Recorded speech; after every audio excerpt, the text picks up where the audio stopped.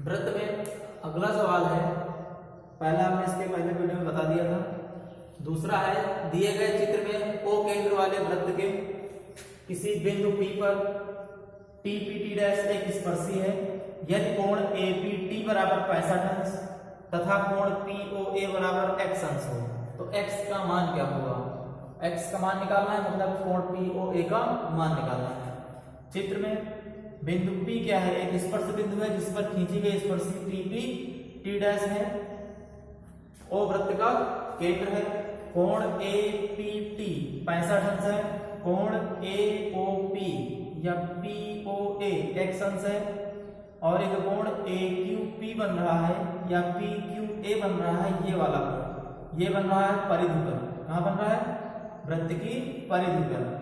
और ये कोण APT जो है ये जीवा तथा स्पर्श रेखा द्वारा कोण बन रहा है। तो जीवा तथा स्पर्श रेखा द्वारा बना कोण उसी जीवा द्वारा संगत एकांतर खंड में बने कोण के बराबर होता है। संगत एकांतर खंड हमने बताया था कि जिस वृत्तखंड पर स्पर्श रेखा द्वारा कोण बन रहा है उसको छोड़ के दूसरे वृत्तखंड पर जहां पर कोण बनता है उसी जीवा द्वारा वो कहलाता है संगत एकांतर खंड कोण। तो ये वाला कोण जो है ये दीर्घ वृत्तखंड पर बन रहा है। वृत्त की परिधि पर ही कोण बनना चाहिए, वही होता है संगत एकांतर खंड का कोण। तो ये वाला कोण इस कोण के बराबर होगा। ये 65 है तो ये भी 65 हो जाएगा। जब ये 65 हो जाएगा तो ये वाला निकालेंगे। तो आपको मालूम है कि केंद्र पर बना कोण शेष परिधि पर बने कोण का 2 गुना होता है, तो ये 2 गुना हो जाएगा। हल सवाल में दिया गया है कोण APT बराबर 65 अंश, कोण POA बराबर x अंश। AP वृत्त की जीवा तथा TPT डैश स्पर्शी है, इसलिए कोण APT बराबर कोण AQP हो जाएगा। क्यों बराबर है? संगत एकांतर खंड के कोण, संगत एकांतर खंड के कोण है जो कि बराबर होते हैं। इसलिए कोण APT बराबर कोण AQP बराबर APT का मान 65 अंश है तो APT बराबर AQP बराबर हो जाएगा 65 अंश। मतलब AQP का मान आ गया 65, ये हो गया 65 अंश का। अब जीवा AP द्वारा केंद्र पर बना कोण POA तथा परिधि पर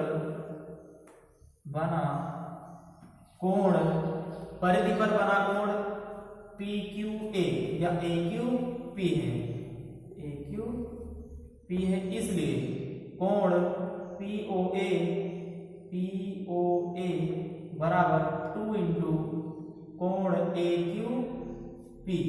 केंद्र पर बना कोण परिधि पर बने कोण का 2 गुना होता है। तो केंद्र बना कोण POA है और परिधि पर बना कोण AQP है, तो इसका 2 गुना हो जाएगा। POA का मान x अंश है बराबर 2 इंटू AQP का मान 65 अंश हो गया। तो x अंश बराबर आ गया 65 गुणे 2 130 अंश। तो ये हो गया इसका आंसर। इसका जो तीसरा नंबर सवाल है, तीसरा नंबर सवाल नंबर 2 की तरह है, तो उसको स्वयं आप लोग हल कर लेना। सवाल नंबर 4 थोड़ा चेंज है जिसको हम बता रहे हैं। दिए गए चित्र में O वृत्त का केंद्र है। वृत्त के बिंदु P से स्पर्श रेखा PQ पर एक बिंदु Q इस प्रकार है कि PQ बराबर 4 सेंटीमीटर तथा कोण PQO बराबर 45 अंश। तब वृत्त की त्रिज्या ज्ञात करो। O वृत्त का केंद्र है, बिंदु P पर खींची गई स्पर्शी PQ है। कोण PQO बराबर 45 अंश है। PQ का मान 4 सेंटीमीटर है। PQ बराबर 4 सेंटीमीटर, कोण PQO बराबर दिया है 45 अंश। अगर हम OP को मिला दें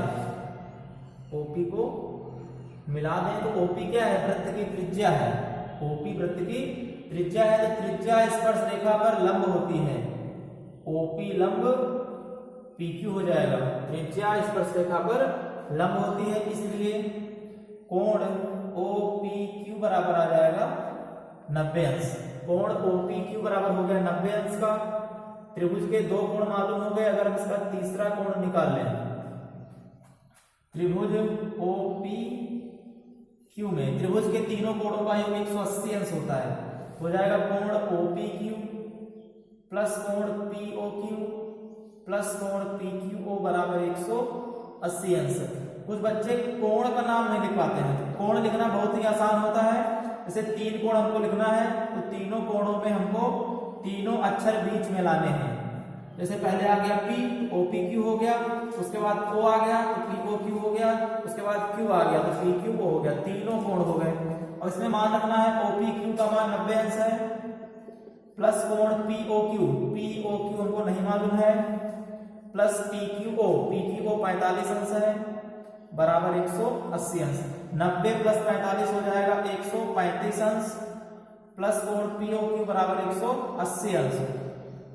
कोण POQ बराबर 180 माइनस, ये प्लस है 75 होगा, माइनस हो जाएगा 135 अंश। 180 में 135 हटाएंगे 45 आएगा, मतलब कोण POQ बराबर आ गया 45 अंश। कोण POQ और कोण PQO दोनों बराबर आ गए, ये भी 45 का आ गया, तो ये हो जाएगा। अब चूंकि कोण POQ बराबर कोण PQO बराबर 45, दोनों कोण बराबर हो गए, इसलिए अब हमें मालूम है किसी त्रिभुज में यदि दो कोण बराबर हो जाए तो उनकी सम्मुख भुजाएं भी बराबर होती हैं। तो अगर कोण POQ बराबर PQO है तो उनकी सामने की भुजाएं भी बराबर होंगी। POQ इस कोण के सामने ये भुजा आएगी, मतलब PQ बराबर कोण PQO, ये कोण है, इसके सामने की भुजा ये आएगी OP। तो PQ बराबर OP बराबर PQ का मान कितना है?